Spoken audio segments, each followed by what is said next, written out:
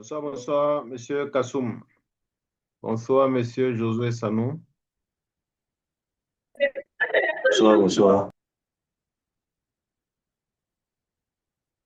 Est-ce que vous me recevez? Euh, oui, bonsoir, Monsieur Bado. Votre soirée. Oui, Monsieur Kassoum, ça se passe bien et la vôtre? Ouais, idem pour moi aussi, ça se passe bien.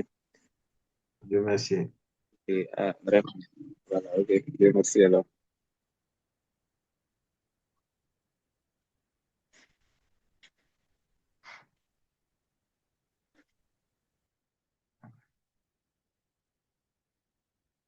Est-ce que Monsieur Sanou, Josué nous reçoit? Oh, Monsieur Bado, oui, je vous reçois, c'est monsieur. J'espère que vous allez bien.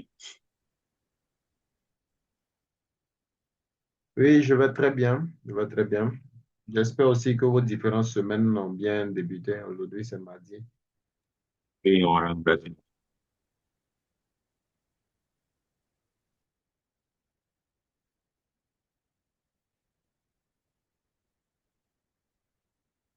Monsieur Ada aussi qui vient de nous prendre en marche. Bonsoir à vous.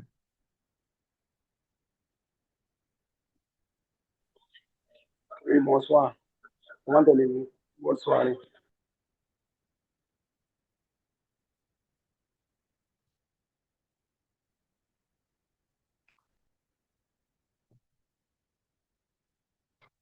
Alors, en attendant que les autres nous prennent en marche, voilà, sauf qu'aujourd'hui, ça sort de l'habitude parce qu'on a pour habitude de nous voir les jeudis et dimanches. Voilà, mais compte tenu de tout ce qui avait été expliqué, alors on va rattraper quand même cette séance-là. Voilà, aujourd'hui mardi.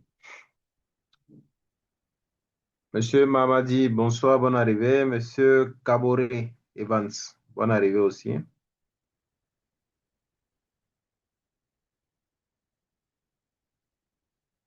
Oui, bonsoir, Monsieur Bado.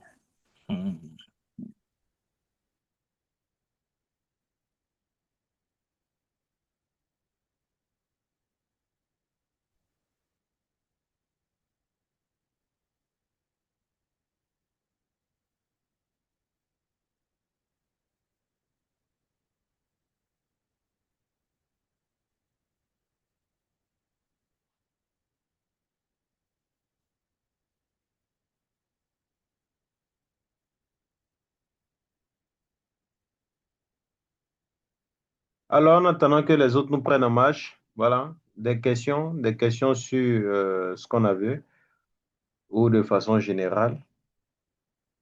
Est-ce qu'on a des questions? Que ce soit Monsieur Kassoum, Monsieur Sanou, Monsieur Evans, Monsieur Mamadi, Monsieur Ada.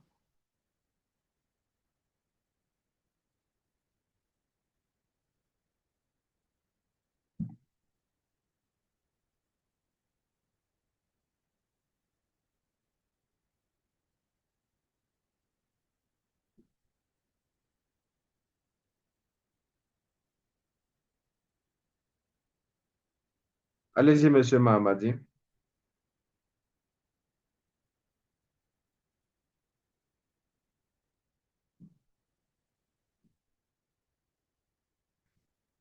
Est-ce que Monsieur Mamadi nous reçoit? Allez-y.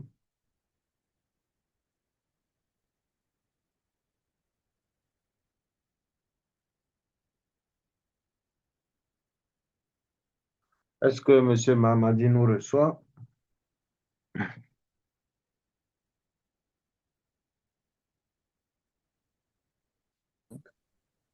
Bonsoir, bonsoir, Monsieur Bado, bonsoir tout le monde. Je vous reçois.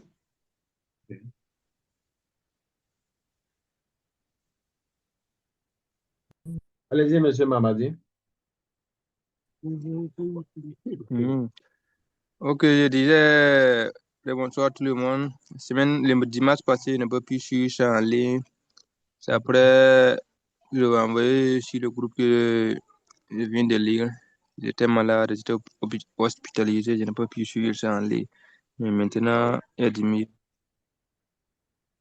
Dieu merci. Dieu merci.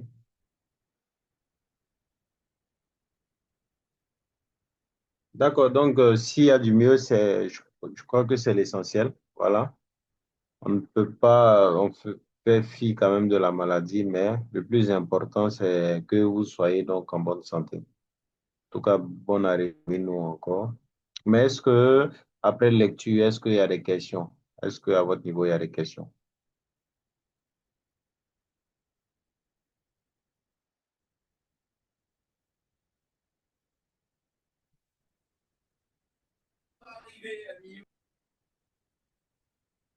En attendant, Monsieur Mamadi, pour les autres, est-ce qu'il y a des questions? Sinon, s'il n'y a pas de questions, rappelle déjà sur ce qu'on a vu, le cours passé. Rappel sur ce qu'on a vu.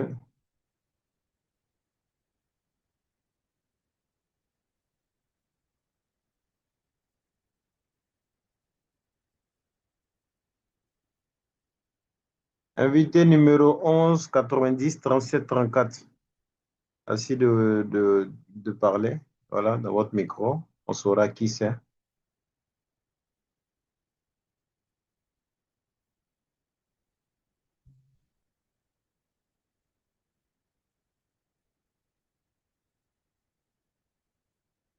Oui,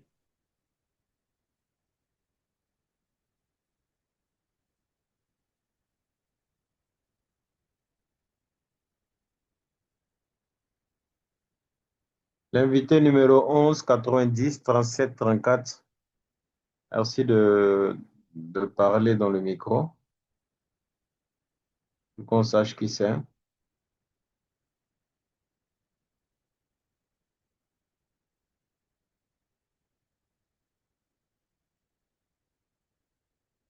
En attendant, Monsieur Drabo, bonsoir à vous. Comment vous allez? Votre soirée, ça se passe bien. Monsieur Barry également, bonsoir. Monsieur Kara, Monsieur Isaïe Ouedraogo aussi, bonsoir. Oui, bonsoir à tous, nous allons très bien.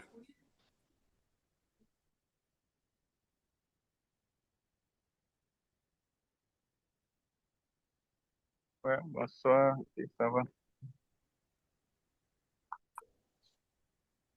Oui, bonsoir, Monsieur Bado. Bonsoir, monsieur. Je vais bien.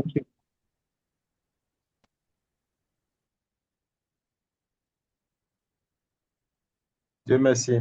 Voilà, j'espère aussi que vos différentes semaines ont bien débuté. Une main levée, Monsieur Drabo, allez-y.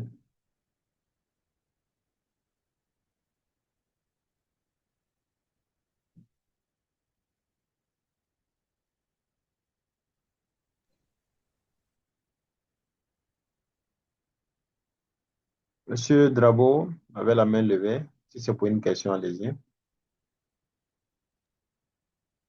Non, c'est pas pour une question. OK.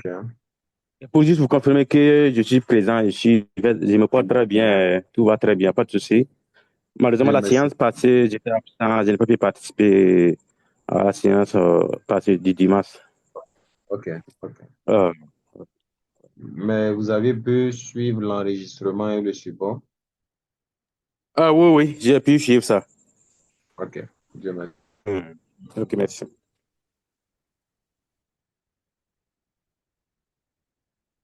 Monsieur Zaba aussi qui vient de nous prendre en marche. Bonne arrivée à vous. J'espère que à Mana, tout se passe bien.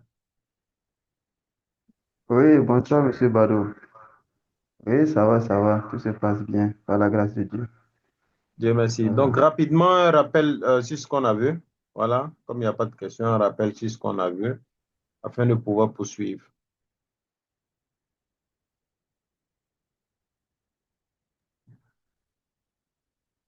Monsieur Bado. Monsieur Barry a le micro ouvert, allez-y. Oui, monsieur Bado, moi, c'est une question. La Allez-y. dernière fois, vous avez évoqué le cas d'un travailleur qui était sur site. Et quand on a parlé des risques liés aux accidents, on a évoqué le cas du stress. Et vous avez pris l'exemple d'un de vos travailleurs qui a expliqué son problème et vous l'avez donné un repos pour qu'il puisse partir régler le problème avant de revenir.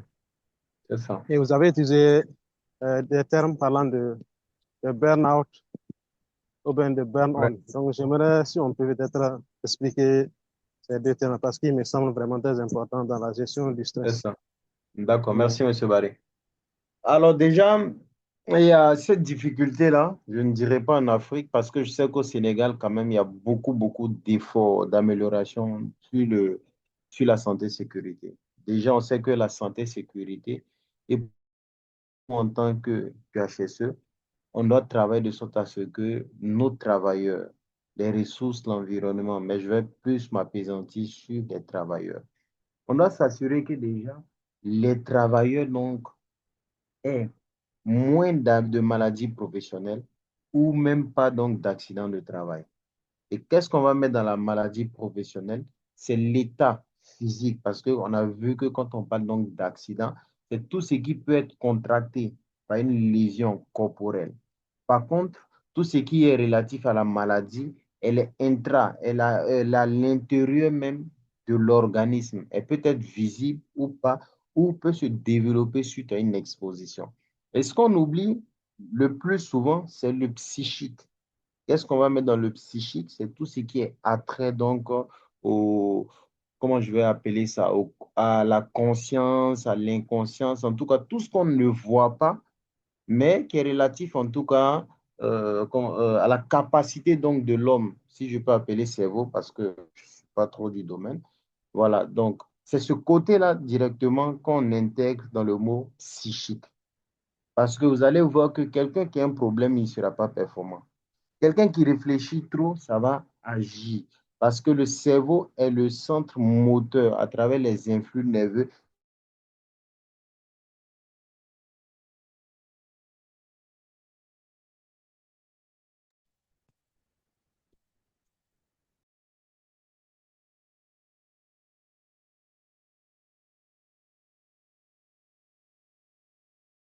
donc sur son être physique.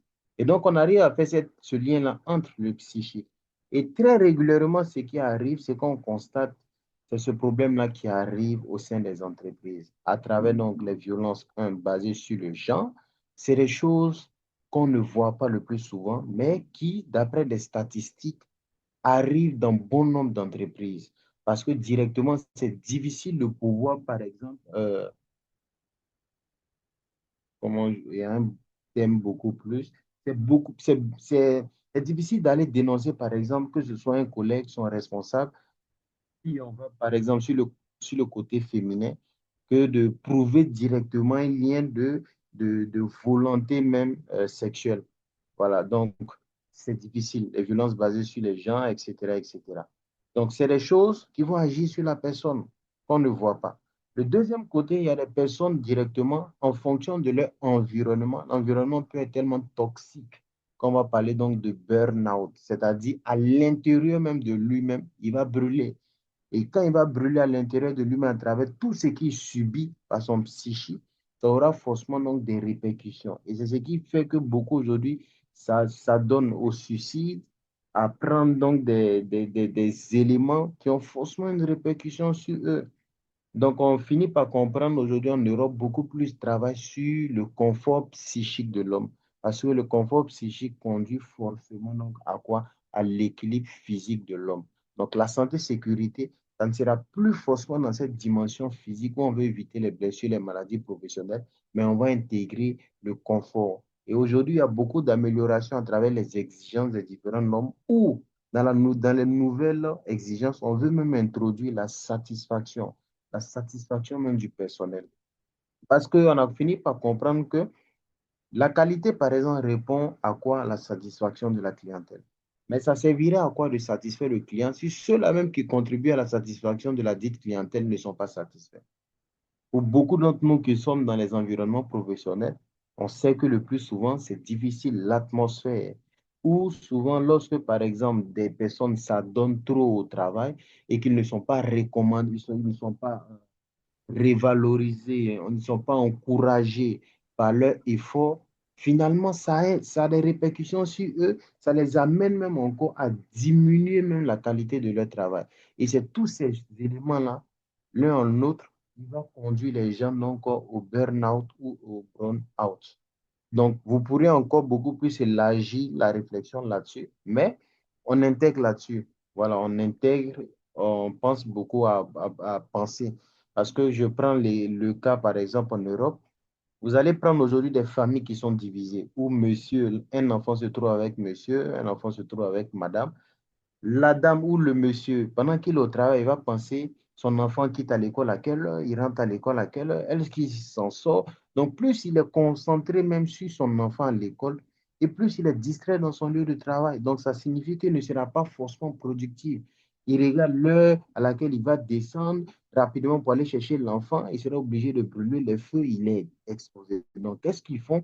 On essaie d'intégrer ce confort psychique de tous les travailleurs en disant, travaillez, vous êtes là uniquement que pour travailler, concentrez-vous au travail. Nous, on va mettre des flottes à votre disposition pour aller chercher vos enfants, pour les envoyer à l'école. Il y a d'autres même encore qui vont plus loin, qui mettent des crèches. Pendant que les mamans, par exemple, sont en train de travailler, il y a des vitres qui permettent de voir leurs enfants près de l'entreprise. Ils sont à l'école dans leur confort. Ça les libère et savent que les enfants, par exemple, il est dans de bonnes mains. Ça les permet donc de travailler, de se donner à 100% afin d'être productifs. Au Sénégal, il y a beaucoup d'améliorations où on a intégré même cette dimension de cohésion d'équipe, où on crée des aires de jeu, où à la pause, il y a des pauses de façon répétitive même qui sont obligatoires. Ça permet à chacun dans les couloirs de se frotter, de discuter, ou encore si Monsieur Barry, par exemple, il est fanatique du jeu vidéo, on peut se retrouver à la pause, on joue le jeu vidéo, on joue le jeu vidéo ensemble, ça casse les lignes, s'il y avait des disputes, les hypocrisies, etc. Ça permet donc de renforcer.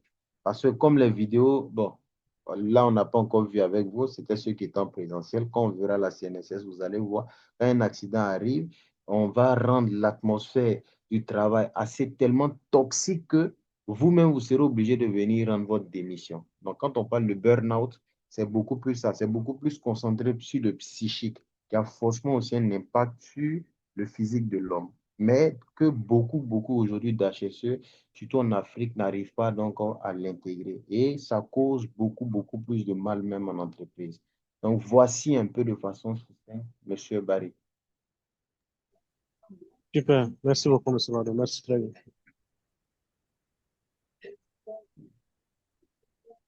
Vraiment.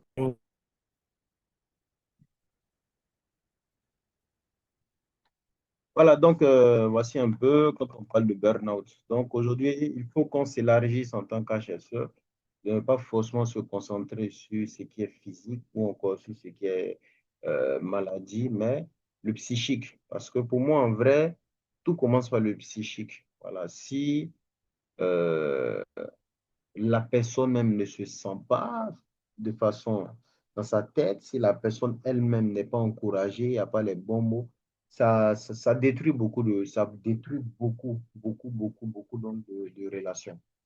Donc, souvent, le plus important, c'est de mettre l'accent sur ces différents éléments-là. Et ça donne beaucoup plus donc, de sens à tout ce qu'on met.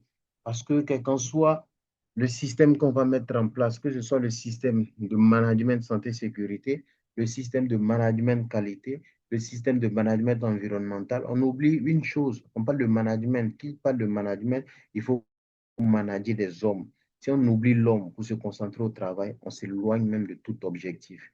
Donc, en intégrant l'homme dans les opérations par leurs propres valeurs telles qu'ils sont, ça permet un temps soit peu vraiment de, de se rapprocher vraiment de tout ce qu'on veut. Donc, sinon, ce qu'on a vu la semaine passée très rapidement, on a parlé du travail de la circulation en entreprise. Donc, pour ceux déjà qui ont manqué le cours, je vous invite encore à aller le parcourir. C'est un cours vraiment qui est très riche en contenu. Circulation en entreprise, on l'a intégré dans le programme encore pour élargir notre palette en tant que QHSE. Parce que quand on parle donc de risque, on essaie vraiment d'avoir une vue sur 360 degrés qui nous permet vraiment d'élargir notre capacité à pouvoir identifier ces risques dans toutes les composantes, que ce soit sur le plan physique, sur le plan psychique, sur le plan maladie, sur le plan environnemental et partout. Et donc, on a vu que les accidents sont très fréquents dans le lieu de travail. Raison pour laquelle il faut harmoniser en tant que QHSE la conception même de la circulation sur notre lieu de travail. Parce qu'il y a beaucoup donc de risques liés à la circulation, que ce soit sur le lieu de travail ou encore à l'extérieur donc du travail. Et donc, comment pouvoir harmoniser cette circulation? On a vu que pour pouvoir harmoniser cette circulation-là, il faut faire ce qu'on appelle le plan de masse. Mais avant le plan de masse, si on a été recruté en tant que HSE dans la conception même des voiries de notre entreprise, il faut qu'on ait un droit de regard aussi sur les dimensions par rapport donc aux différentes pistes qu'on va vouloir donc proposer. Et donc, ces dimensions-là ne se feront pas uniquement que sur l'aspect visuel, sur l'aspect esthétique. Non, c'est la couleur bleue. Non, on va se baser sur ce que les référentiels disent. Si on veut faire le passage piéton, si on veut faire les parkings, quelles dispositions on va tenir compte en tenant compte aussi des personnes à mobilité réduite. Et donc, pour harmoniser la circulation d'entreprise, qu'est-ce qu'il fallait faire? Il faut faire l'inventaire. L'inventaire va consister à faire quoi? C'est de se poser la question, dans notre entreprise, on a quel type de personnes? Dans notre entreprise, on a le personnel. Dans le personnel, il y a certains qui sont des piétons, il y a certains qui viennent à vélo, il y a certains qui viennent en moto, il y a certains qui viennent en véhicule. Ça me permet déjà de voir, est-ce que dans la conception, je vais mettre le parking à l'intérieur ou à l'extérieur? Si on a plus de 200 salariés, si tout le monde doit garer à l'intérieur, il va sans dire que le premier poste de contrôle qui est la guérite, il aura beaucoup d'embouteillages. Donc, il va falloir désengorger. Stratégiquement, on pourra voir en fonction de l'harmonisation, bien sûr, hein, de notre site, on pourra voir est-ce qu'on doit faire le parking intérieur ou extérieur. Tout va dépendre de ce que vous voyez. Voilà. Si vous jugez bon que on va désengorger, si 20 personnes ont un véhicule, petit parking à l'intérieur pour protéger les véhicules, en tenant compte aussi de toutes les écarts entre les véhicules, par rapport aux marges donc, de manœuvre, en tenant aussi compte de la distance par rapport aux personnes à mobilité réduite. Le parking extérieur par rapport aux visiteurs, par rapport à ceux qui viennent à moto, par rapport à ceux qui viennent à vélo, comment aussi on va pouvoir l'harmoniser. Ensuite, dans cette même inventaire, on va voir aussi, on a combien d'équipements propres à l'entreprise, au sein de l'entreprise. Est-ce qu'on a des grues, on a des chariots, on va faire des inventaires. En fonction de ça, on verra quels sont nos flux en temps. Est-ce que nous sommes dans une entreprise où nous vendons des services? Si nous vendons des services, ça sera peut-être des équipements de poids léger. Si nous vendons un produit fini, il va falloir qu'on ait dans notre processus des éléments d'entrée à laquelle on va ajouter une valeur ajoutée pour avoir quoi? Des produits finis. Ces éléments d'entrée-là, comment ils vont rentrer? Ils doivent rentrer par un ravitaillement. Comment le ravitaillement va se faire? Pour ceux qui sont dans les qui sont en mine, on va utiliser donc des poids lourds. Et ces poids lourds-là peuvent être des camions bennes qui vont tourner autour de plus de 13 tonnes. Si vous aviez en fréquence plus de 200 camions, il va falloir que vous gérez. Est-ce que ces camions de ravitaillement là, vont rentrer dans la même porte que tous les autres? Si oui, vous allez voir comment vous allez harmoniser. Sinon, vous allez aménager encore une autre porte d'entrée exclusivement pour ces personnes-là. Après cela, vous allez voir encore quels sont d'autres machines que vous avez ou encore d'autres poids lourds, poids légers que vous avez. En fonction de ça, vous allez voir comment désengorger la circulation à travers les horaires. Ça vous permet déjà de faire un décalage. Peut-être le personnel administratif va monter à telle heure. Pendant qu'ils rentrent, les autres montent à 8 heures. Ça crée un décalage. Ça va désengorger la circulation. Ceux qui apportent les marchandises, ils peuvent rentrer très tard, entre 1 heure à 7 heures. Personne n'est là. Ils rentrent sans problème. Si c'est peut-être on partage une même porte, à quel moment, si le produit fini est sorti, à quel moment ils doivent pouvoir faire sortir pour que la production puisse s'accorder à ce délai-là, pour que pendant qu'ils sortent, les salariés ne sortent pas au même moment que les salariés pour créer un embouteillage. Donc, si vous allez penser tous ces éléments. Ensuite, quand tout est organisé, vous allez faire ce qu'on appelle le plan de masse. Vous allez dessiner en fonction des différentes zones et les pistes que les étrangers peuvent utiliser. Et donc, pour ce faire, qu'est-ce que vous allez faire? Le passage piéton est ici, les poids légers sont ici, les poids lourds sont là-bas. Et une fois que c'est bon, vous allez passer maintenant par des signalétiques pour dire aux gens, attention, voici la limitation de vitesse qui est exigée sur notre site, voici les feux, voici les obligations en termes de sécurité routière qu'il faut respecter donc sur notre site. Et cette information, cette formation, cette sensibilisation va passer par quoi? Par l'induction, ensuite par la minute de sécurité fréquemment, dans le but donc de pouvoir faire quoi? Sensibiliser tous les travailleurs. Ensuite, on a compris qu'on est responsable de l'homme dans toute son essence, c'est-à-dire avant qu'il n'arrive sur notre site. Si ton travail il est blessé, il ne va plus travailler, donc ça aura forcément donc, des répercussions sur ta productivité. Donc, qu'est-ce qu'on fait? On a compris que l'accident, il y a un accident de travail. Et qu'est-ce qu'on va appeler l'accident de travail? Pour qu'il y ait accident de travail, il faut que des critères soient rassemblés. C'est-à-dire, il faut que cet accident-là soit daté. Il faut que des preuves puissent accompagner, des témoins, etc. Tout puisse, et que ça soit un fait. Un fait qui n'est pas supposé être une interprétation, mais c'est un fait qui est vrai, tout le monde voit et personne donc ne discute. Et une fois que c'est bon, on nous dit attention, on a trois types d'accidents. L'accident sur le lieu de travail, sur le trajet aller-retour et en mission. Donc, pour en mission, par exemple, on va mettre des balises. Si on met des chauffeurs, on met des véhicules, on va mettre des garde-corps. Est-ce qu'il faut, par exemple, mettre des GPS? Est-ce qu'il faut mettre des, euh, des caméras d'enregistrement avant, arrière? Est-ce qu'on va mettre des procédures dans les ordres de mission pour que ceux-là qui partent en mission sachent ce qu'ils doivent faire, ce qu'ils ne doivent pas faire de façon sécuritaire? Ensuite, pour nos salariés, l'accident, le trajet, on va définir les critères, former les gens sur les règles de bonne conduite, partager les masques, les casques, par exemple, ou sensibiliser les gens pour que sur le trajet, ils puissent respecter et éviter même les accidents lors donc, du trajet. Et une fois que c'est bon, la sensibilisation va permettre donc de maintenir tout ce qu'on a mis en place. Ensuite, on a terminé par le travail à chaud. On a vu que le travail à chaud, c'est tout travail donc, qui entraîne une flamme, source donc de chaleur. Si on parle de travail à chaud, c'est qu'on a des risques, lesquels on peut avoir un incendie, on peut avoir une explosion. Donc, comme ce sont des activités qui ne se font pas tout le temps, on va mettre une procédure. Quelle procédure? Des permis qui sont dédiés exclusivement à l'exécution sécuritaire donc, de ces activités-là. Et donc, on a vu que en répondant au principe de la prévention qui nous dit, remplaçons ce qui est dangereux par ce qui est moins dangereux, on va demander aux travailleurs, est-ce que pour le travail à chaud que vous voulez faire là, est-ce qu'il n'y a pas une alternative moins sécuritaire que celle-là, ou du moins, voilà, plus sécuritaire que d'utiliser une flamme. S'ils disent que oui, on peut boulonner, on peut raccorder, il n'y a pas de problème. Mais si pour un besoin technique, il est important, par exemple, de faire le travail chaud, là, maintenant viendra donc la procédure donc, du permis avec la surveillance, l'inspection donc, de tous les équipes.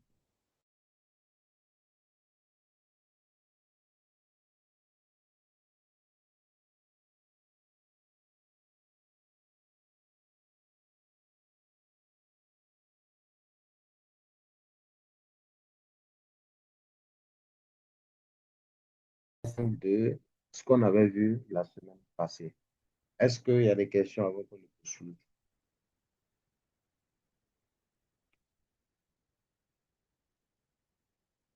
Est-ce qu'il y a des questions?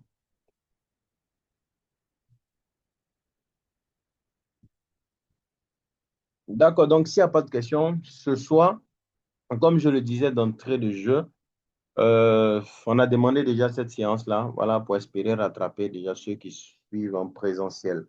Après cette séance, il y aura quand même un léger, voilà, un léger ou voilà, qui va nous permettre donc de pouvoir poursuivre. Et le prochain rendez-vous, ça sera jeudi.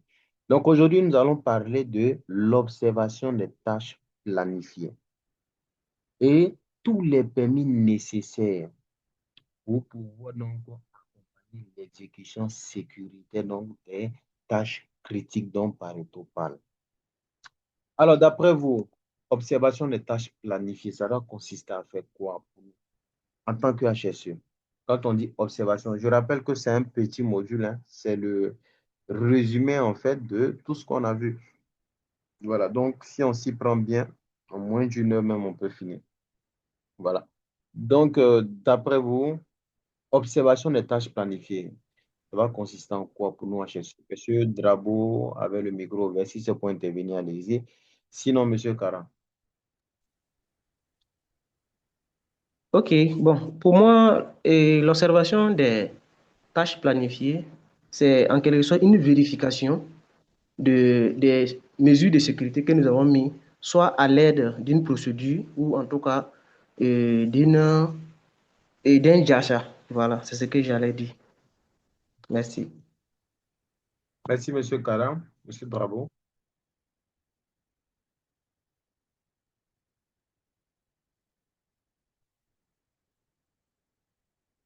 Monsieur Diarra, allez-y. Ok, pour moi, l'observation des tâches planifiées consiste à faire genre une supervision des mesures de sécurité et des canevas au fait de déroulement de chaque tâche en fonction de la sécurité. Bien. Merci, Monsieur Diarra. Une autre main levée, allez-y.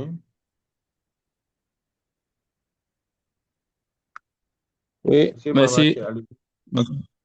Ok, Monsieur Traoré, allez-y. Ensuite, Monsieur Mamadi. Alors, bon, moi, ma proposition est que l'observation des tâches planifiées consiste à vérifier de manière structurée et objective si les actions prévues sont exécutées correctement, en identifiant les dangers et les imperfections, quoi. Et bon, euh, les risques et les dangers qui sont, d'où sont exposés, peuvent être exposés les travailleurs. Être exposé les Merci. travailleurs. Merci, Monsieur Traoré. Monsieur Mamadi. Ok, donc le bonsoir. Quant à moi, l'observation des tâches planifiées, ça consiste les différents programmes, les différentes activités journalières, soit du programme sur site, quoi, d'une équipe bien déterminée. Merci, Monsieur Barry. Monsieur Mamadi, Monsieur Barry, sinon. Ok, pour moi, l'observation des tâches planifiées, c'est comme son nom l'indique, hein. C'est-à-dire que l'observation est planifiée avec l'équipe. Et l'observation a pour objectif de vérifier les exigences en matière de santé et sécurité décidées sur la base de la procédure ou bien de convenance avec le dossier déjà préétabli et que l'équipe va vérifier si c'est conforme avec la procédure ou bien avec le dossier. C'est conforme, c'est ça. Merci, Monsieur Barry. Merci. Alors, pourquoi c'est important pour nous? Parce qu'on a fini le cadre de sécurité. Déjà, on a fini l'induction, on a fini le cadre de sécurité, on a fait l'analyse des risques, on ira encore faire peut-être l'inspection. Mais pourquoi encore on doit faire une observation des tâches qui ont déjà été planifiées? Pourquoi?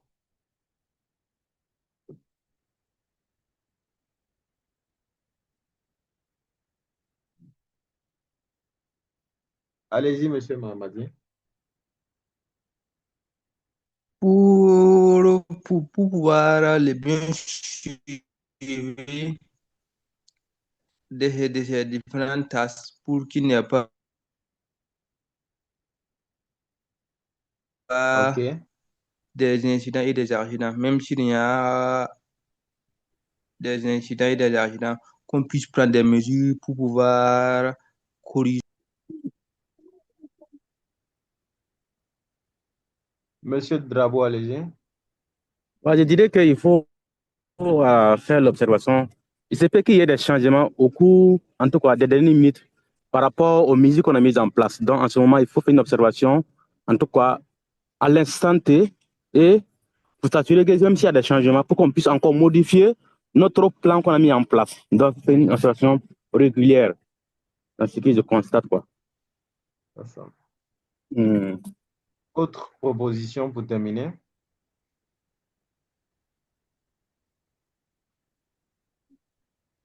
Et donc, on arrive à voir que ça se résume à tout ce qu'on a dit. Après avoir proposé l'induction, la minute sécurité, l'analyse des risques, les permis, on a encore ce besoin-là d'aller observer par nos yeux les tâches qui ont déjà été planifiées. Parce que comme son nom le dit, on dit tâches planifiées. Les tâches-là ont été déjà planifiées. Et par ce qu'on représente en tant que QHSE, notre rôle, déjà, c'est de veiller sur la santé, la sécurité donc, de nos travailleurs, du matériel de l'entreprise et même aussi de l'environnement qui ressort de notre périmètre opérationnel. Alors, on a ce besoin-là d'aller observer parce que on travaille avec l'homme. Et qui dit homme, ça signifie qu'à n'importe quel moment, il peut avoir donc des laissés-aller. Ça signifie aussi qu'à n'importe quel moment, il peut y avoir donc des négligences. À n'importe quel moment, comme M. Dravo l'a dit, il peut y avoir une modification.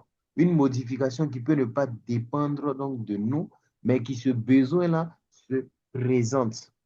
Et donc, observer déjà va nous permettre déjà de pouvoir corriger par notre esprit d'immédiateté tout ce qui est comme non-conformité et de travailler déjà au maintien des normes de sécurité avant, pendant et même après donc l'activité. Alors déjà, comme objectif, ça sera de vérifier la conformité. Quand on parle de conformité, on a vu que la conformité, c'est la satisfaction à quoi? À une exigence. Et une exigence, qu'est-ce que c'est?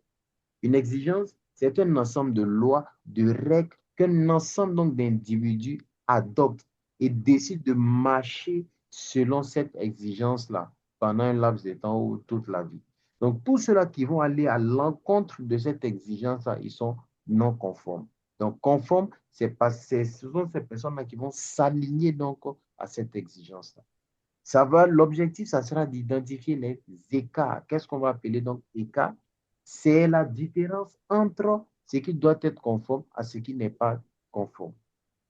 Le retard ou même encore les non-conformités. On peut avoir des modifications dans l'exécution qui vont entraîner des retards, mais si dans la tête du HSE, ceux-là, ils doivent commencer par exemple à 8 heures, finir à midi, et qu'il n'a pas ce regard d'observation sur cette tâche planifiée-là, si on a eu des modifications qui, au lieu de commencer de 8 heures, doivent finir à midi et ils vont peut-être à 19 heures, peut-être si on avait le réflexe d'observation, ça pouvait changer beaucoup de choses. Ça permet aussi, entre autres, de renforcer la sécurité, la qualité et l'efficacité opérationnelle. Quand on parle de sécurité, c'est éviter les accidents. La qualité, ça sera de travailler parce que je le rappelle toujours, nous, HSE, on est à la fois sécuritaire, mais on est aussi efficace par rapport aux objectifs qu'on doit atteindre et par rapport aux ressources qu'on va utiliser donc, pour pouvoir atteindre ces objectifs-là. Et donc, on doit pouvoir retrouver donc toute cette pluralité-là dans notre ensemble donc, de définitions. Aussi, ça va nous permettre de faire quoi? De fournir un retour objectif, surtout pourquoi l'amélioration continue. Quel qu'en soit, si notre entreprise vend des services, si notre entreprise vend des produits finis, on va travailler de sorte à ce que l'amélioration continue, donc soit le gage donc, de notre entreprise. Et donc, comme méthodologie, comment ça va se faire? Déjà, on a vu que par l'analyse des tâches critiques, Pareto nous a interpellés. Les normes nous ont interpellés. Ils nous ont interpellés comment? Ils nous ont dit de ne jamais négliger un risque dont la probabilité d'occurrence est faible, mais la gravité est élevée. Et donc, qu'est-ce qu'ils nous disent? Pareto vient accompagner pour dire, faites attention. Il y a des activités qui ne se font pas tous les jours.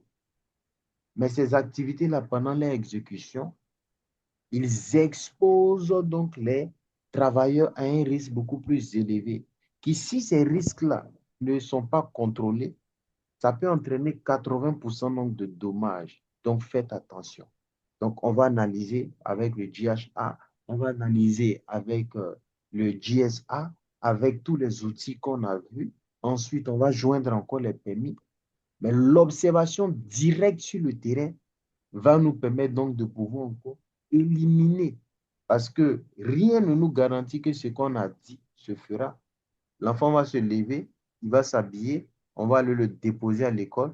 Et lui-même, après qu'on se soit retourné, l'enfant peut décider de se retourner aussi. Donc, rien ne montre que l'enfant respectera.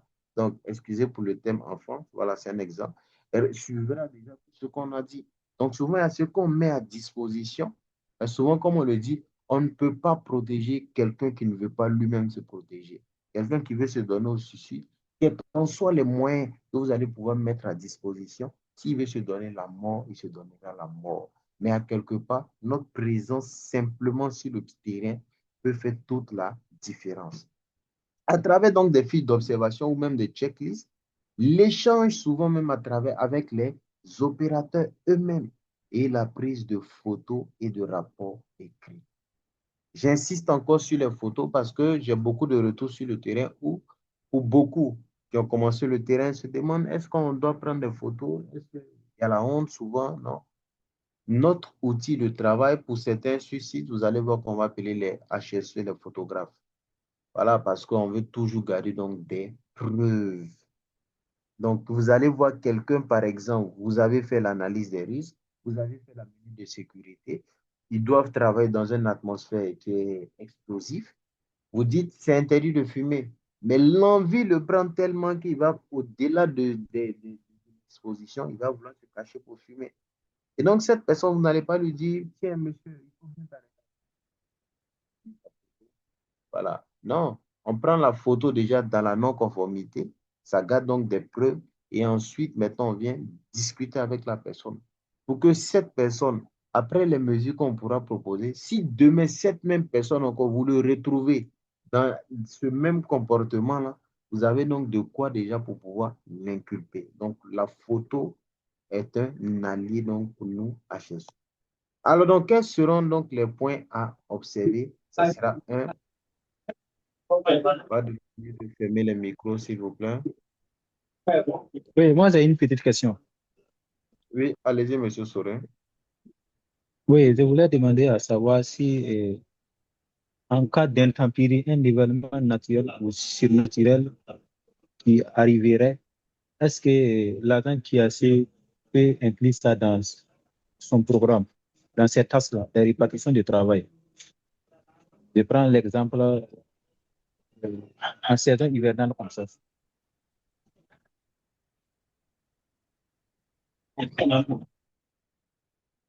Allez-y, monsieur Soures, la question elle est finie.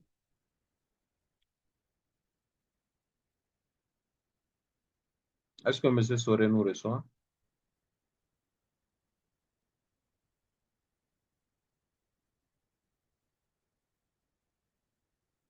Est-ce que monsieur Soures nous reçoit par rapport à sa question?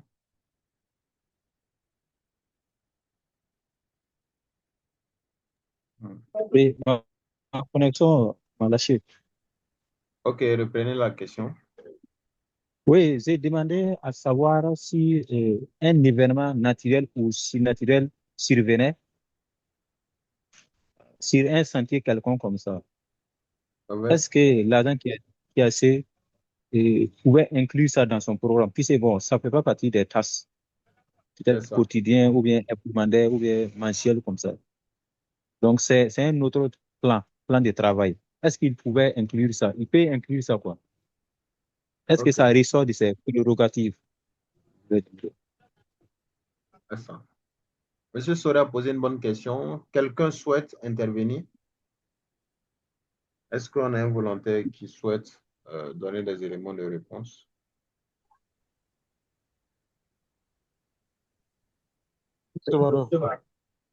Oui, un micro est ouvert, allez-y. Je ne sais pas si j'ai bien saisi la question de M. Souré. Ok, Euh, allez-y. je crois qu'on a vu avec l'équipe de forage qu'ils doivent travailler dans les zones rurales. Et les Ok, zones rurales peuvent faire preuve de beaucoup de facteurs non planifiés, notamment c'est ça. l'exposition aux reptiles, aux serpents, la fraîcheur et peut-être à des C'est ça. intempéries. C'est ça. Voilà. Tout ça, ça fait pas partie des planning du travail, mais ce sont des extras qui viennent s'ajouter, par exemple, au cadre du travail. Je prends, par C'est ça. exemple, nous, souvent qui travaillons dans les projets, par moment, on travaille en saison hivernale. Et il y a les risques de foudre, il y a les pluies, et il y a toujours encore les attaques d'abeilles qui sont souvent récurrentes. Donc, pour C'est ça. les cas de foudre, c'est le travail avec des groupes électrogènes. De s'assurer qu'on a en tout cas des câbles de terre, des mises de terre qui peuvent en tout cas limiter un tas de dommages qui peuvent lier aux équipements. C'est Après, ça. nous avons souvent travaillé dans des milieux un peu éloignés. Donc, nous avons un moyen de transport qui peut, en plus des vêtements anti-pluie, les raincoats qu'on appelle souvent les raincoats, les imperméables que les travailleurs peuvent porter en temps de pluie. Lorsque la pluie se fait intense, nous avons aussi des bus à côté qui peuvent aussi transporter les travailleurs et les amener vers un endroit sécuritaire. Et ces bus se garent généralement dans les zones sécuritaires parce que la zone peut être boueuse ou bien la zone peut être glissante. Donc, les bus se garent dans les endroits qui sont un peu safe où les travailleurs qui ont déjà porté les imperméables peuvent rejoindre les bus et se donner un abri, un temps soit un peu en attendant que les intempéries puissent passer. Voilà, ce sont des risques qui s'ajoutent vraiment au travail, mais qui peuvent ne pas être déjà planifiés. Voilà ce que moi je pense de ça. Merci, Monsieur Barry. Très bien résumé. Très bonne réponse. Est-ce que Monsieur Souré a compris? Ah oui, c'est bien compris. Vraiment, merci beaucoup pour les détails. Merci beaucoup C'est pour les ça. détails. Merci, Monsieur Barry. Et donc, pour ajouter, c'est tout ce que Monsieur Souré a dit, Monsieur Barry. Très, très bien expliqué. Aujourd'hui, on l'intègre parce que on a vu même dans l'observation des tâches planifiées, qui se veut être un outil, voilà, qui intervient dans la prévention, c'est-à-dire éviter que le pire n'arrive. Et donc, dans notre analyse, on va intégrer les 5 M: la main-d'œuvre, le matériel, la méthode que nous-mêmes on va proposer, la matière et quoi, le milieu. Et dans le milieu, on peut avoir plusieurs risques qui ne dépendent pas de nous, qui ne dépendent pas de notre activité, que nous on appelle souvent les risques technologiques ou encore même les risques naturels. Parce que si vous allez travailler dans un environnement, quand vous prenez certains pays qui sont fréquemment exposés à des séismes, à des tsunamis, c'est des choses qu'on ne peut pas prévoir. On peut certes avoir des indicateurs pour donner donc des pistes, mais c'est des choses qu'on ne peut pas prévoir. Vous êtes en train dans un chantier de BTP, un séisme arrive, ça fait partie donc du risque naturel. Et donc les pluies, tout et tout. Donc nous, dans le milieu, on va intégrer tout ce qui ne dépend pas de nous. On va voir, c'est un travail en hauteur. Qu'est-ce que la météo dit par rapport à la pluie? Même si la météo, souvent, il y a vraiment des écarts, mais on va regarder le temps, tout et tout. Et surtout qu'au Burkina, on connaît déjà des périodes où il pleut ou pas. Donc déjà, on va regarder les conditions climatiques, les conditions sur le sens même, la direction du vent. On va regarder la chaleur, tout ce qui va avec, en fonction de l'activité qu'on fait, le milieu en lui-même, le sol, s'il y a des herbes, etc. Est-ce que l'environnement lui-même ne peut pas être un sujet d'exposition vis-à-vis donc des activités que nous sommes en train de mener? Si oui, qu'est-ce qu'on peut faire? L'activité se fera, mais dès qu'on a un changement naturel qui expose, on stoppe. On a ce droit aussi d'arrêter le travail lorsqu'on pense que les conditions sécuritaires de départ qui avaient été réunies ne sont plus réunies. Raison pour laquelle l'observation donc devient un élément fondamental pour tout HSE. C'est le terrain qui guide la manœuvre. Vous pouvez tout planifier, les conditions sont bonnes, ils seront en train de travailler, mais si le HSE n'est pas là et que soudainement la pluie commence, pour eux, ils pourront continuer parce qu'ils veulent finir le travail à terme. Mais si le HSE est là, il va dire attention, les conditions ont changé, on stoppe l'activité. Tant que la pluie ne cesse pas, on ne répand pas l'activité. Donc, c'est les choses déjà qui peuvent arriver. Donc, voici un peu donc, comment on peut l'intégrer. Et donc, les points à observer, c'est le respect des délais. Les aides de début et les aides de fin qui ne dépendent pas forcément de nous parce que souvent on dit Dieu est maître du temps. Donc, en l'intégrant, ça permet déjà de voir au HSE en fonction des différentes tâches planifiées sur le site, quelle priorité donner à quelle autre. L'application surtout des consignes, le respect même du port des EPI. Quelqu'un pourra dire non, on fait l'activité de soudure, l'analyse a été faite, l'induction a été faite, mais les travailleurs même, ils trouvent que pour descendre, par exemple, pour aller prendre sa cagoule, c'est un gros problème. Donc, il va prendre 1 minute pour souder, sauf que les 1 minute peuvent être les dernières minutes pour lui. L'utilisation conforme des équipements, la coordination, la communication même entre les équipes avec donc la documentation donc, qui va avec. Et donc, comment ça va s'apparenter donc sur le terrain? Voici un peu comment ça va s'apparenter. Et donc, on aura forcément pour certaines activités la présence permanente donc du HSE sur le site pour vérifier la conformité. Avec les permis, on a vu que une fois que les permis ont été proposés, ensuite les contenus ont été validés, adoptés comme une obligation de conformité sur notre site, ça devient quoi? Quelque chose d'obligatoire. Ou toute activité pour laquelle on avait défini au préalable qu'un permis doit se faire, ça se fait. Et donc, après tout, il faut que l'HSE soit sur le terrain pour l'observation de ces tâches-là. Et donc, quand il va regarder, il vient, il va s'assurer que toutes les conditions sécuritaires sont rassemblées. Parce qu'il ne sera pas là pour que toute activité débute. Il peut intervenir pendant l'activité. Il va demander, bon, quel est votre, où se trouve votre permis? Généralement, quand on voit le HSE, on lui donne déjà le permis. Sur d'autres sites, vous allez voir, il y a un box qui est déjà collé sur certains endroits, voilà, où les permis sont là. Et donc, quand il vient, il va s'assurer que le permis donc, est bien checké et toutes les conditions sont remplies. Ici, par exemple, si je fais un zoom sur le modèle de permis qu'on a sur notre site, vous allez voir ici, c'est un permis de travail parce que chez nous, par exemple, aucune activité ne peut se faire sans permis sur le site. Et donc, vous allez voir que le permis général, il est là et il y a des permis spécifiques. Et donc, voici les protections qu'ils doivent cocher et les exigences à respecter. Donc, tout ce qui est bleu, c'est le travailleur lui-même qui coche. Et le HSE, quand il arrive donc sur le terrain, qu'est-ce qu'il va vérifier? Consignation, les travailleurs disent qu'ils ont consigné, on va vérifier ce qu'ils ont consigné, où se trouve la fiche d'isolation, le box du cadenassage, il est où, on va vérifier à l'intérieur. Ensuite, le surveillant, est-ce que le surveillant est là? On va regarder le contrôle, tout ce qu'ils ont coché comme exigence, oui, on va le cocher. On va vérifier si c'est conforme, on met oui, si ce n'est pas conforme, on met non. Et en fonction du degré de non-conformité, on va voir si on doit arrêter de rediscuter des conditions. Et donc, vous allez voir derrière le permis, on a toujours l'analyse des risques qui se décompose donc par étape sur le site. Donc, voici comment ça se fait donc sur le terrain. Ça nous permet déjà donc de revenir sur cette image. Ici, qu'est-ce qu'on voit sur cette affiche-là? C'est des choses qu'on a déjà vues. Je veux me rassurer que pendant qu'on avance, vraiment tout le monde avance avec nous. Qu'est-ce qu'on voit déjà sur cette affiche qui peut m'expliquer qu'est-ce que cela représente pour nous en tant qu'HSE, aussi un lieu de travail?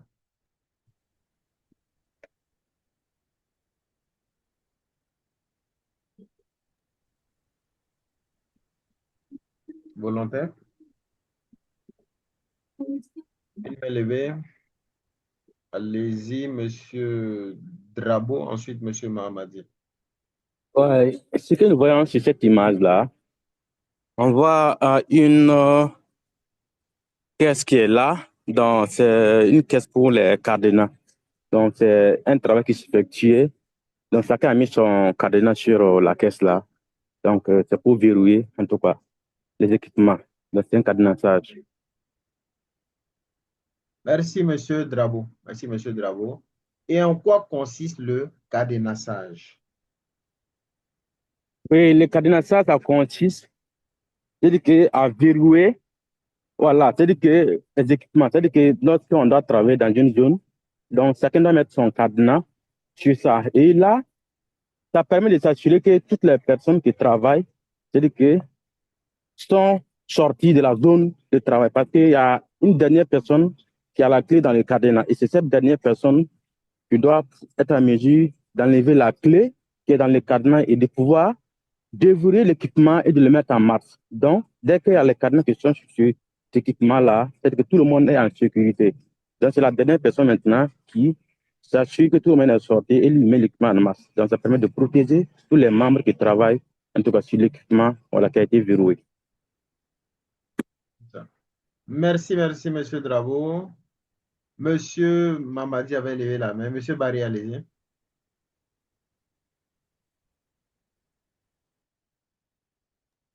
Ok, merci M. Bado. Je vais encore intervenir. Ok, Nous avons parlé des dangers. Et parmi les dangers les plus élevés demeure l'électricité. c'est Voilà. ça. Et nous avons dit que pour pouvoir travailler sous un équipement qui est sous source d'énergie, il faut d'abord, préalable, avoir une isolation complète de l'équipement. Ça veut dire que mettre l'équipement hors tension. Et C'est maintenant, ça. comment est-ce que savoir que l'équipement est mis hors tension? Il y a des équipes qui travaillent avec ce qu'on appelle généralement le cadenassage. Donc, il y a cette équipe-là qui est souvent intermédiaire avec l'équipe des électriciens ou soit l'équipe qui est chargée de l'isolation et également la salle de contrôle. Donc, ces personnes-là s'assurent que l'équipement est mis hors tension. Et le travailleur en question, lorsqu'il vient pour travailler, lui aussi, il fait des vérifications. Il y a un permis qui se fait.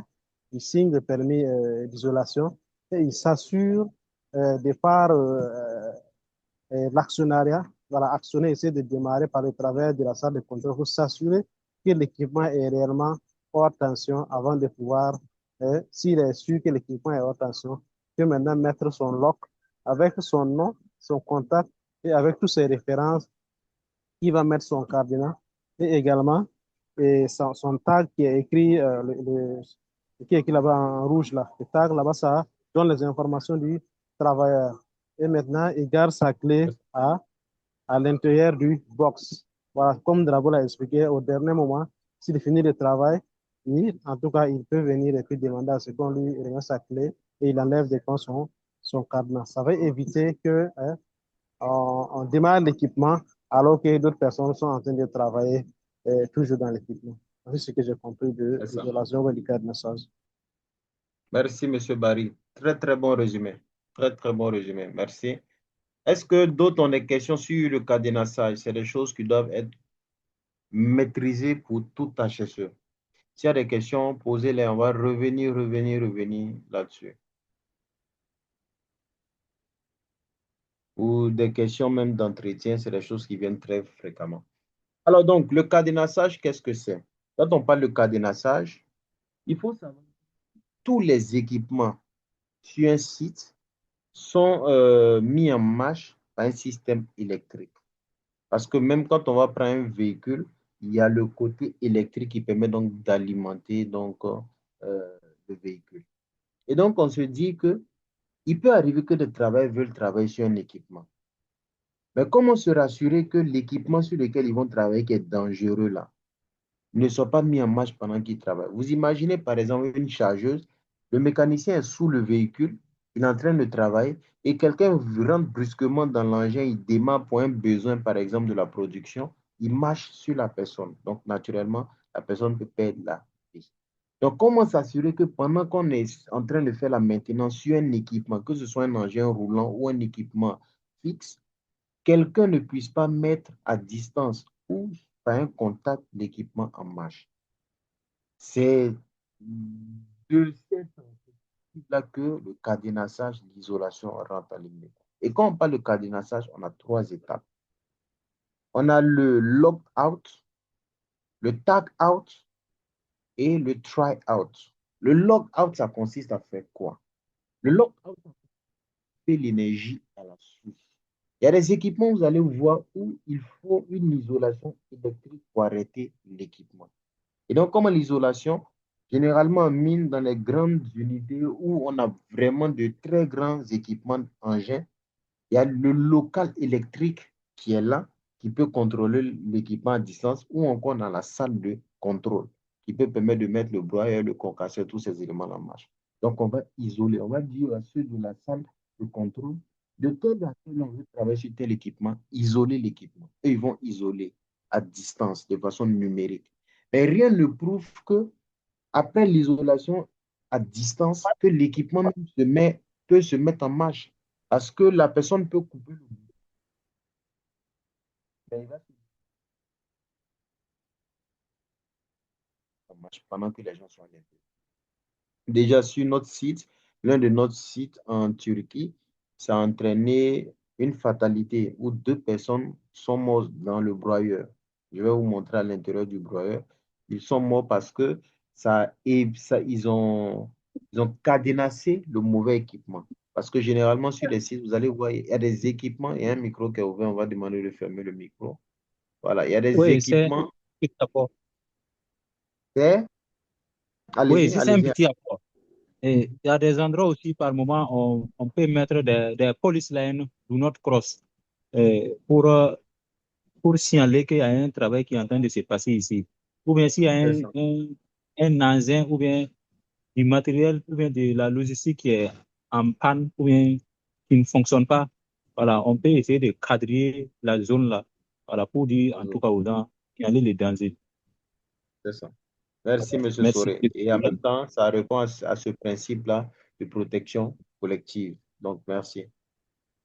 Et donc, pour terminer rapidement au cadenassage, donc il y a certains équipements qui sont liés, où vous pouvez mettre un autre équipement en marche permet donc d'amener une source d'énergie dans le même équipement.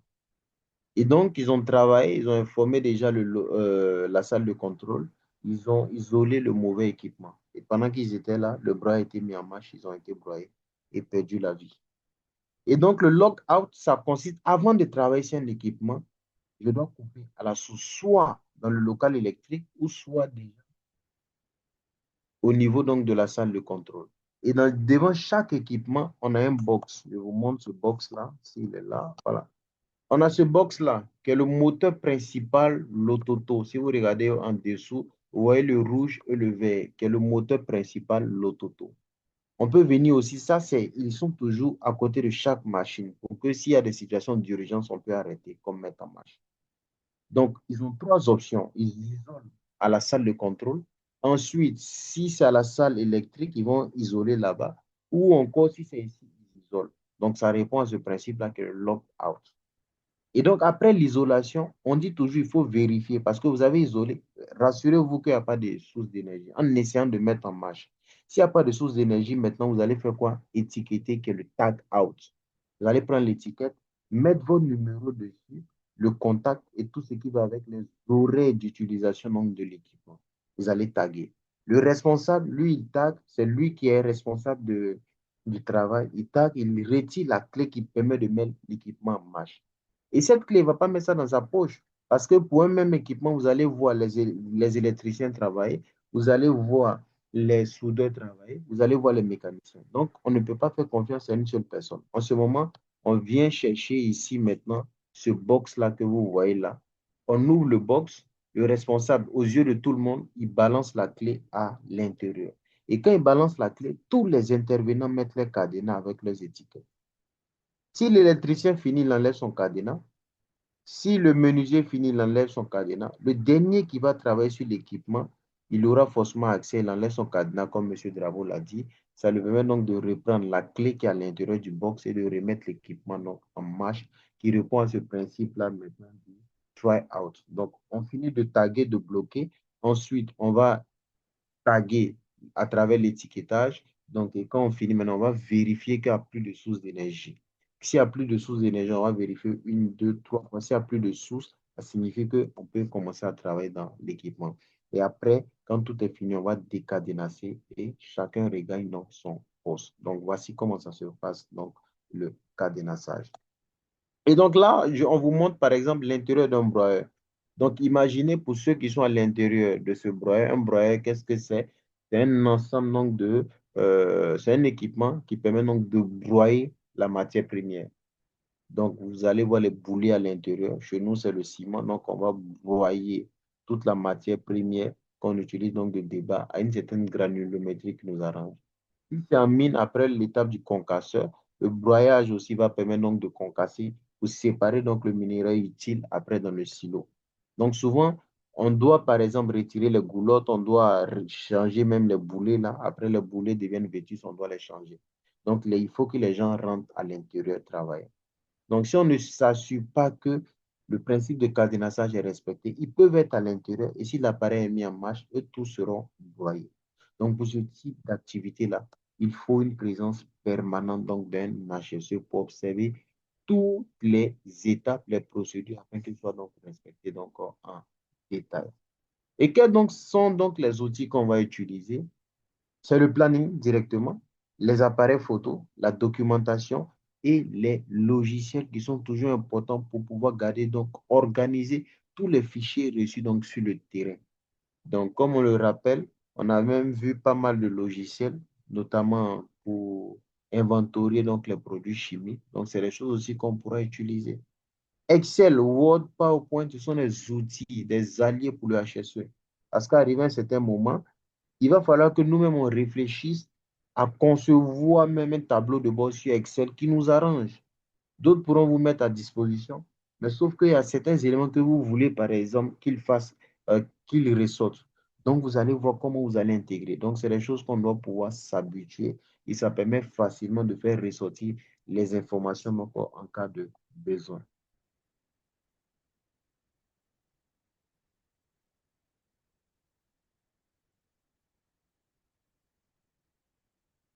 Alors, donc, l'exemple donc, des cas relevés par rapport aux différentes tâches, on a dit que les cas, par exemple, c'est quoi? C'est la distance entre ce qui doit être conforme à ce qui ne doit pas être conforme. L'extincteur doit être en bon état, donc la tâche va consister au contrôle. Donc, les cas, ça sera déjà que l'extincteur déjà n'est pas, l'inspection n'a pas été effective. Et quelle est la conséquence? Il peut y avoir donc un risque donc, d'essai. Et donc, avec tout ce qu'on a vu pendant certaines activités, c'est obligatoire déjà qu'on soit là. Recommandation, comme on a dit, il faut renforcer le briefing. L'observation va nous permettre donc d'identifier les écarts. Et ces écarts-là même pourront être même, on pourra puiser des sujets au lendemain pour le briefing suivant. Ça permet donc de corriger et de mettre tout le monde en alerte sans indexer quelqu'un. Ça permet aussi donc d'afficher donc quoi, le planning visible pour tout le monde. Chacun sait son rôle donc dans la chaîne de prévention en étant acteur et non téléspectateur. Et donc, comme je l'avais dit, c'est un petit module. Voilà. Donc, l'observation des tâches planifiées, c'est un outil clé pour assurer la conformité, prévenir donc les incidents et optimiser surtout la productivité parce qu'elle va contribuer à la culture d'amélioration donc continue. Donc, pour tout ce qui est comme tâches spécifiques, des tâches très critiques, il faut vraiment la présence permanente donc du HSE. Vous allez demander aux gens, par exemple, d'accrocher le harnais. Par négligence, ils ne vont pas l'accrocher. Le fait de savoir que le HSE est là, ça peut intimider, ça peut influencer donc sur certains comportements sur le lieu de travail. Donc, voici un peu ce qu'on devrait discuter avant donc de voir les différents permis, comment les concevoir, tout est mis donc à votre disposition. Avant ça, est-ce qu'il y a des questions?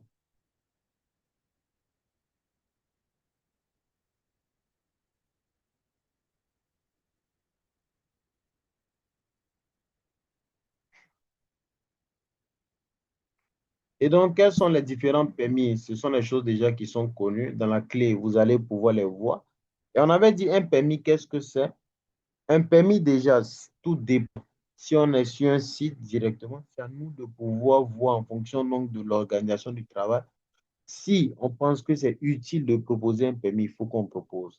Et après la conception donc, du support, il va falloir que tout le monde valide pour que ça soit une procédure adoptée donc, dans notre cadre de travail.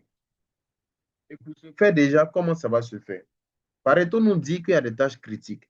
Et la plupart des tâches critiques qu'on a vues, généralement sur les sites, c'est généralement le travail en hauteur qui est dangereux, un espace confiné qui est dangereux, ensuite en excavation aussi donc qui est dangereux, le travail à chaud ou à feu qui est aussi dangereux. Pour ceux qui sont dans les domaines miniers, par exemple, ou encore en cimenterie, les activités dans le broyeur, ce sont des activités à haut risque. Donc, par exemple, le retrait des goulottes, le retrait donc des caillebotis, c'est des choses qui nécessitent donc beaucoup donc de surveillance. Donc, on peut décider, par exemple, comme ces activités-là ne se font pas tous les jours et qu'ils exposent les travailleurs à des risques élevés, on va mettre en place des permis. Donc, il faut harmoniser donc le permis, le support du permis en fonction même de votre entreprise avec le logo, tout et tout. Et quand c'est bon, vous allez organiser une réunion pour expliquer, partant même par le premier responsable, l'objectif même et quelle est l'importance même de proposer parce que c'est une nouvelle habitude que vous voulez intégrer dans le quotidien des travailleurs. Et si c'est mal perçu, ils vont voir ça comme une autre charge donc de travail. Et donc, vous devrez déjà faire valider ça d'abord. S'ils ont compris le bien fondé, ce que ça peut apporter, ensuite, ils vont pouvoir le valider. Une fois que c'est validé, maintenant, ça devient quoi maintenant? Une obligation de conformité. Donc, vous allez former maintenant les travailleurs, les différents responsables sur comment remplir les permis. Dans quel cas on va parler de travail en hauteur? Raison pour laquelle je dis toujours, il faut insister sur les définitions. Il faudrait que quand on parle de travail en hauteur, tout le monde s'entende. Parce que sinon, on va mettre le support. mais peut-être le menuisier va penser que ce qu'il fait, ce n'est pas un travail en hauteur. Si on dit par exemple le travail en hauteur, c'est ici, on va parler de travail en hauteur à partir donc de 5 mètres de hauteur. Ça signifie que s'il est à 3 mètres de hauteur, pour lui, il va considérer qu'il n'est pas dans un travail en hauteur. Donc, entendez-vous sur les définitions d'abord. Travail en hauteur. Quel espace vous allez définir comme espace clos? Ensuite, le permis de travail à feu, retrait des caillebotis, excavation. Dans quel cas ils doivent pouvoir remplir le permis? Ou si vous pensez que chez vous, tout type d'activité, il faut obligatoirement un permis, vous allez mettre aussi un permis général, comme nous, on le fait. Et l'analyse donc des risques qui va accompagner. Et donc, après cela, si c'est validé, les séances donc de formation, et ça devient donc quelque chose qui est adopté. Une fois que c'est adopté, chaque responsable devient le relais d'information auprès donc de son groupe. Il va les former sur comment remplir le permis. Si vous jugez que vous, HSE, vous êtes capable de remplir le permis pour tout le monde, c'est la bienvenue. Dans le cas contraire, vous allez responsabiliser les travailleurs eux-mêmes en les formant à pouvoir remplir le permis. Et vous, votre rôle en tant qu'observateur, ou encore pendant les inspections va vous permettre de voir si quelles sont les non-conformités, les écarts même pendant le remplissage donc, du permis. Et donc, le modèle donc, de permis en espace confiné, le voici. Tout se trouve dans la clé. Pour tous les 6, vous allez voir, c'est généralement les mêmes contenus. Maintenant, c'est de passer en revue. Certains points peut-être ne font pas la réalité sur votre terrain, c'est de les retirer, par exemple, de mettre le logo et c'est fini. Parce que souvent, c'est que beaucoup font. Ils demandent, on vous appelle, on vous demande des supports, par exemple, ils vont adapter sur le terrain, mais ils ne lisent pas. Et en pleine réunion de validation, on va leur demander un mot, par exemple, ici, c'est écrit 4 gaz et détecteur HCN. Qu'est-ce que ça signifie? Et en ce moment, le responsable HSE même est là, il se cherche. Pourtant, c'est les choses que vous devrez passer en revue pour voir quelles sont les réalités de votre terrain. Est-ce que vous aviez des outils pour pouvoir évaluer les gaz? Si oui, vous le mettez, sinon, vous ne le mettez pas. Donc, c'est de pouvoir l'adapter donc, selon votre contexte. Et donc, quand on parle de permis de travail en espace clos, le voici. Donc, on en avait déjà discuté là-dessus, sauf que pour lui, on avait des mesures qu'on devrait faire par rapport donc au détecteur multigaz, parce que c'est un espace qui est confiné où on peut avoir la présence de plusieurs gaz volatiles, notamment l'oxygène, qui, lorsqu'il est en limite inférieure, il expose, supérieure aussi, il expose. Donc, à travers la mesure, surtout avec un appareil qui est étalonné, ça vous permet donc de pouvoir interpréter toutes les valeurs, que ce soit le monoxyde de carbone, le méthane, le sulfure d'hydrogène, le cyanure et tout ce qui va avec. Ensuite, le permis de travail en hauteur, pareil. Vous allez pouvoir aussi l'adapter en fonction donc, de votre contexte. Comme vous voyez, ces permis sont différents des nôtres, par exemple. À chacun de prendre et de pouvoir l'adapter donc sur son terrain. Voilà. Ensuite, quel autre permis?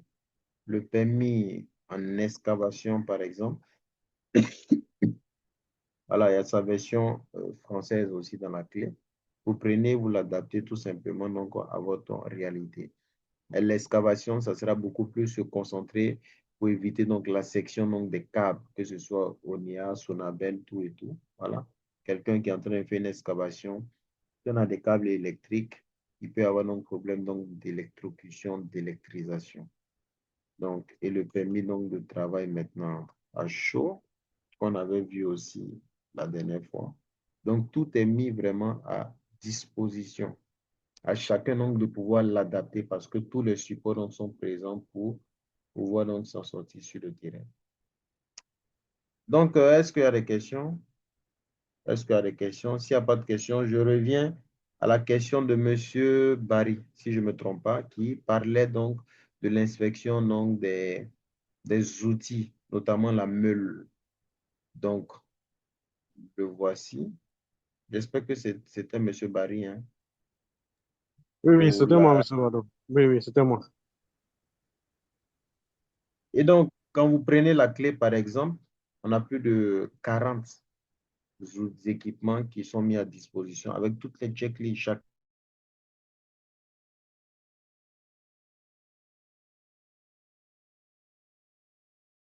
information non documentée. Donc, je vais revenir, par exemple, sur la meule, vous allez voir. Voilà.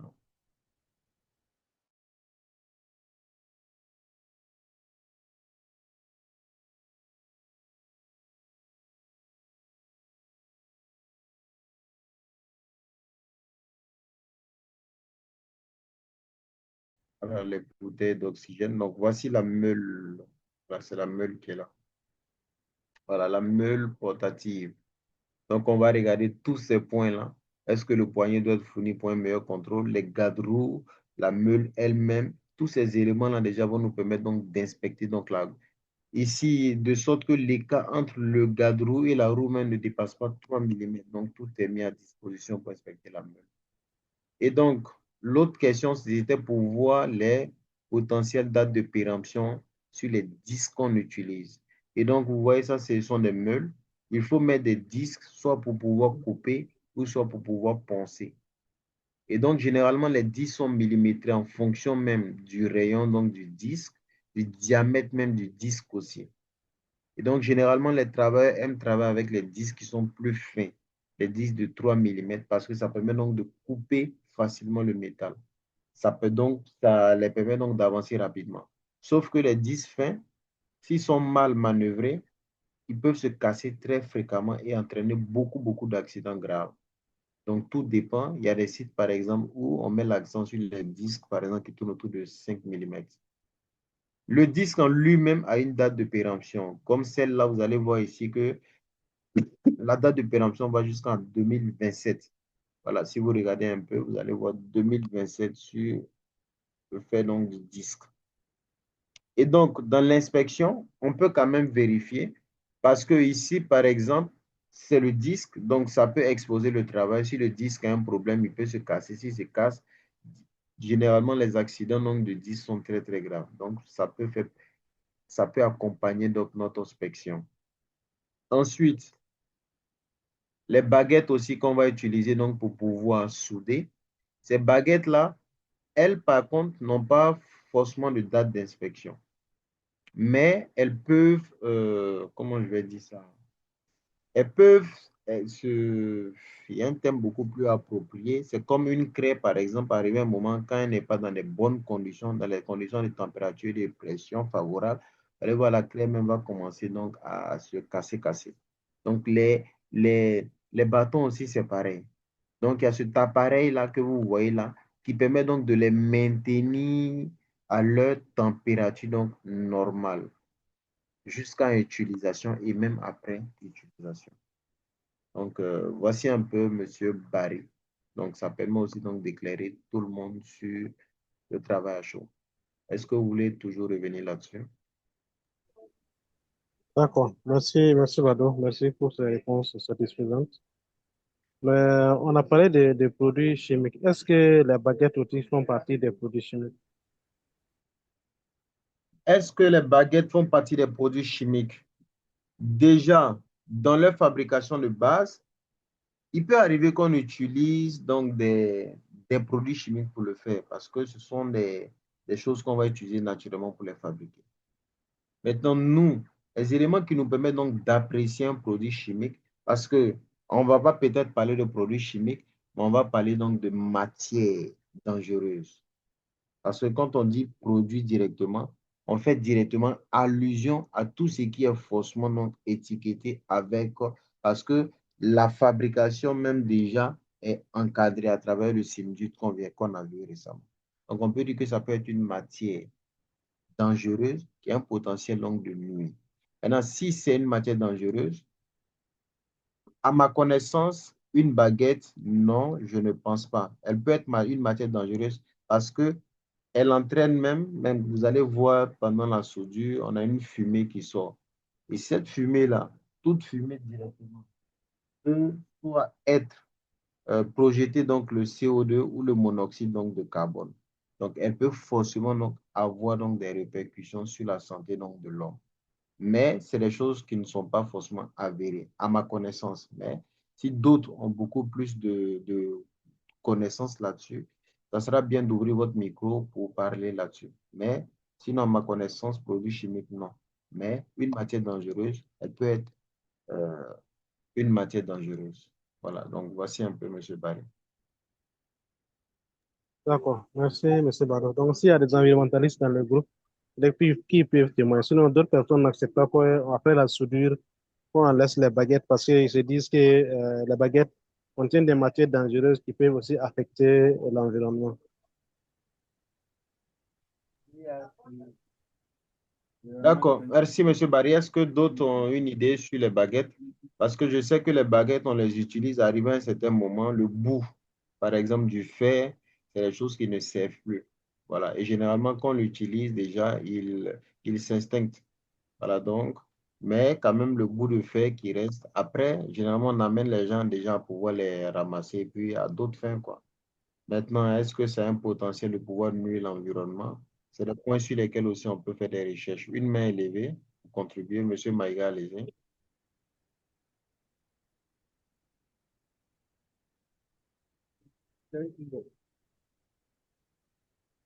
Oui, Monsieur Maïga, allez-y. Monsieur Maïga, Bonsoir. voilà, bonsoir, on vous attend maintenant. Voilà, donc je voulais un peu intervenir par rapport aux baguettes métalliques là. Et les Voilà, allez-y, baguettes de soudure du moins. c'est ça. Voilà, bon, et dans leur constitution, il n'y a pas de produits chimiques. Généralement, elles sont faites d'une âme métallique. Donc, vous allez trouver que ce qui est au centre, qu'on met sur la pince là. Voilà, ça c'est métallique. Et maintenant, c'est enrobé. Donc, l'enrobage là, c'est soit une matière minérale ou bien une matière organique pour pouvoir aider à entretenir, comment dirais-je, la combustion. Voilà. Donc, voilà un peu ce que j'ai ajouté sur ça. C'est ça. Merci, Monsieur Maïga. Merci. Merci beaucoup, M. Maïga. Merci bien. Et d'accord, sinon nous sommes au thème. Voilà, comme je l'avais dit, voilà, c'est un petit module voilà, qui regroupe encore quand même tout ce qu'on a vu récemment. Est-ce qu'il y a des questions? Est-ce qu'il y a des questions, soit sur ce qu'on vient de voir ou encore sur la formation elle-même? Et comme information, déjà, c'est ce qu'on avait dit, la sortie déjà qui était prévue pour le samedi 7 se fera le dimanche 8. Voilà, dimanche 8, 1. Rendez-vous au bureau, on va discuter, partager les contenus. Ensuite, un partage d'expérience à travers certains partenaires qui seront là. Et après, rendez-vous au musée, voilà, pour le pot de rafraîchissement. Donc, avant cela, le samedi, on fera la séance donc, de secourisme. Donc, chacun déjà peut aménager son programme. Et si le temps lui permet, il pourra passer donc pour suivre le secourisme en présentiel. Oui, une main est levée. Allez-y, Monsieur Maïga. Voilà, j'aimerais intervenir un peu sur la question où on a parlé des aléas climatiques là. OK. Voilà. Donc, ce que je voulais ajouter à tout ce qui a été dit, est qu'il est important que le HSE travaille à maîtriser la météo en fonction des activités qu'il conduit. Parce qu'il y a certaines activités, en tout cas, quand la météo n'est pas favorable, c'est impossible. Bien Voilà. Donc, moi, je travaille déjà dans le domaine, par exemple, d'installation des modules solaires. Donc, d'abord, c'est un travail qui est en hauteur le plus souvent. Donc, les modules solaires, c'est des surfaces assez importantes. Donc, si on doit les soulever pendant qu'il y a le vent, vous voyez ce qu'il y a comme risque. Voilà. Donc, quand on a cette activité à faire, il faut vraiment connaître la vitesse du vent de la journée prévue par la météo pour savoir si à cette hauteur-là, il est possible de faire ce travail ou pas. Voilà. Et, ou bien l'installation des poteaux dont vous avez parlé, par exemple. Donc, si vous avez à les installer dans une zone inondable alors que vous avez euh, des camions grues, des camions qui doivent supporter beaucoup de charges, ah, ça, c'est facile de rester là-bas, hein. Voilà. Donc, voilà un peu ce que j'ai ajouté par rapport à cette question-là. Merci. Merci, Monsieur Maïga. Monsieur Drabo, allez-y. Voilà, au fait, moi j'ai une préoccupation. Oui, allez-y. Au fait, voilà, comme la formation, le but de la formation est que nous soyons capables d'être des agents de santé et de sécurité dans un service ou dans une mine. Maintenant, on s'est amené souvent à développer des thèmes qui concernent la santé, notamment peut-être la maladie de la poussière qui est la silicose. Donc, si on s'aventure sur ce terrain et que nous ne sommes pas un spécialiste en santé, bon, je ne sais pas, est-ce que parfois on ne serait pas contraint d'avoir, ou soit d'être capable, de ne pas être en mesure de pouvoir donner des explications peut-être exactes, voilà, aux employés, voilà, suite à une question qui sera posée, voilà, sur la santé, voilà, due à une maladie et qui ne sont pas, comme je l'ai dit, un agent de santé, un agent de santé. Donc, est-ce que, bon, dans ce cas-là, il faudra-t-il qu'on se forme encore, ou soit on part faire un stage en santé pour avoir les notions encore plus appropriées, afin d'être voilà, aguerri, de pouvoir répondre à toute question qui y va dans la santé, en tout cas en quelque sorte. Bon, sinon, il y a certaines questions élémentaires qu'on peut répondre en faisant des recherches sur Google, mais je ne sais pas. Il est nécessaire de faire une formation encore, faire un stage, peut-être dans un centre sanitaire pour avoir plus de notions, pour être en mesure de répondre à toute question qui pourra, en tout cas, survenir lors de nos interventions, soit lors de nos PSI. Voilà ma préoccupation voilà, qui me tenait à cœur un peu. Quoi. Merci, M. Dravo. Très, très bonne préoccupation. Voilà, c'est une très, très bonne préoccupation. Alors déjà, qu'est-ce que je peux dire? Déjà, l'idéal pour nous, c'est de toujours continuer dans l'amélioration continue. Dans tout domaine d'activité, on doit toujours continuer à se former, parce que le monde là devient de plus en plus exigeant. Donc, tant qu'on peut ajouter une corde à notre arc, c'est la bienvenue. Maintenant, quand je prends le lieu de travail, on nous dit que le lieu de travail, c'est le lieu de l'implantation des postes de travail.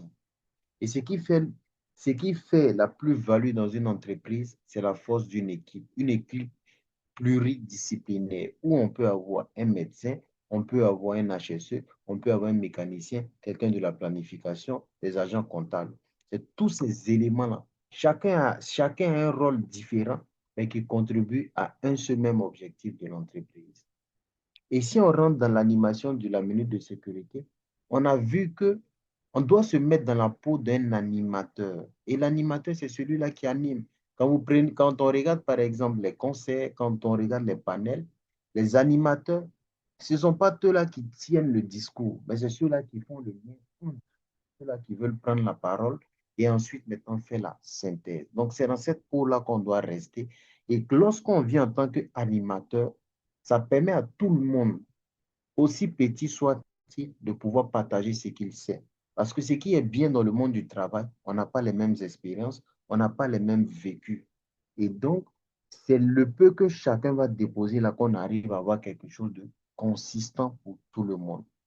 Donc, généralement, lorsqu'on veut, par exemple, travailler sur un thème de la santé, purement de la santé, vous allez voir qu'on peut faire appel à un médecin ou les points peut-être sanitaires, les points qui touchent vraiment la santé, le corps même, le système immunitaire, par exemple, de l'homme, lui pourra donner de ce qu'il sait.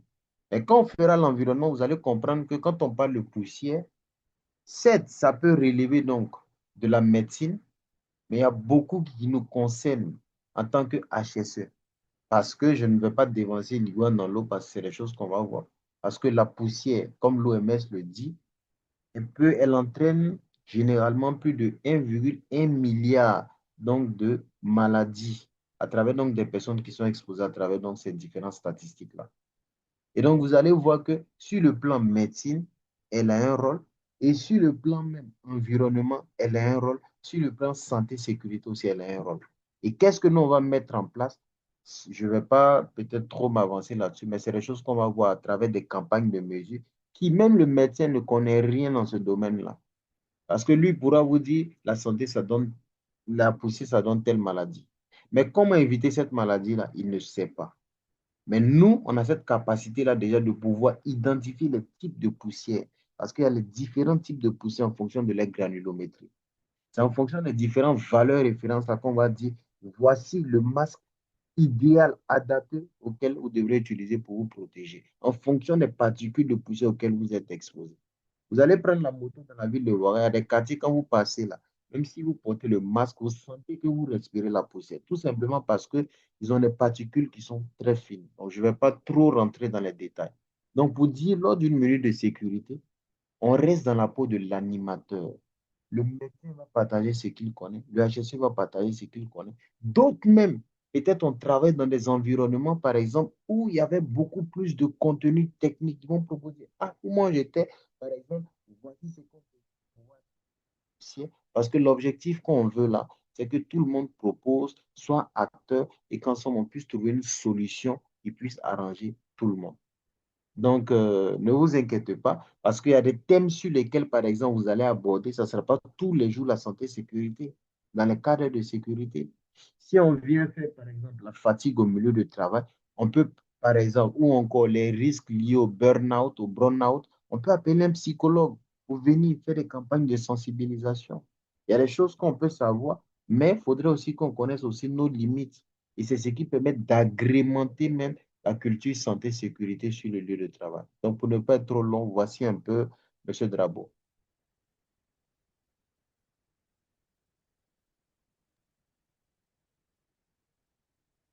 Est-ce que M. Drabo nous reçoit? Sinon, Mme Soulama avait le micro ouvert.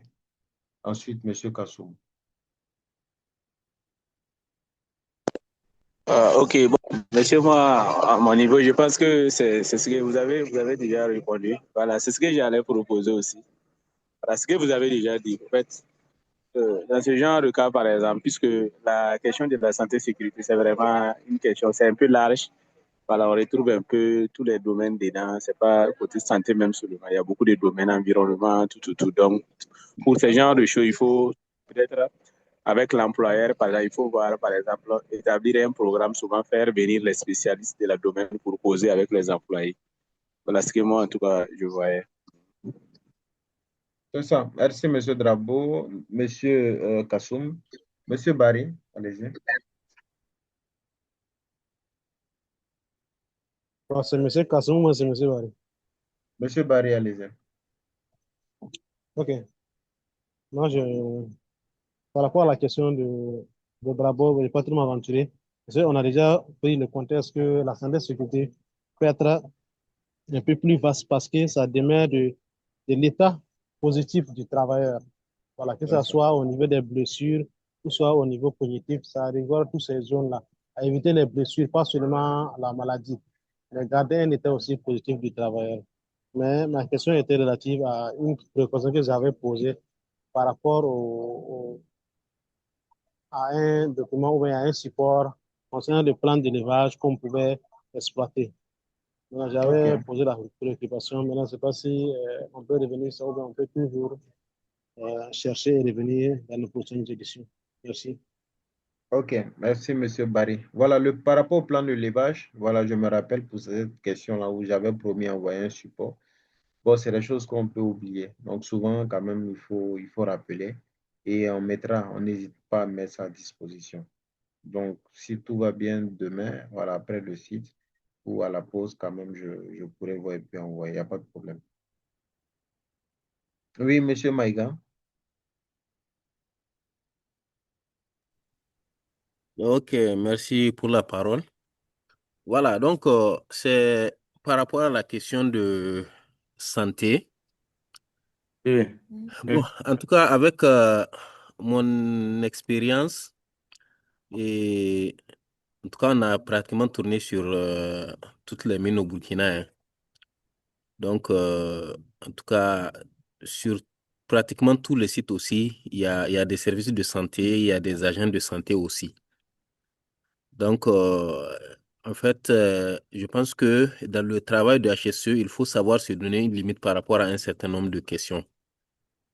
Donc, si je reporte ça à nos activités d'inspection en radioprotection, par exemple, et nous parlons des risques, nous parlons des potentielles maladies que ça peut causer. Mais il y a des questions, quand ça vient immédiatement, nous disons aux intéressés que bon, ça ne relève pas de nous, ça relève du médecin de travail.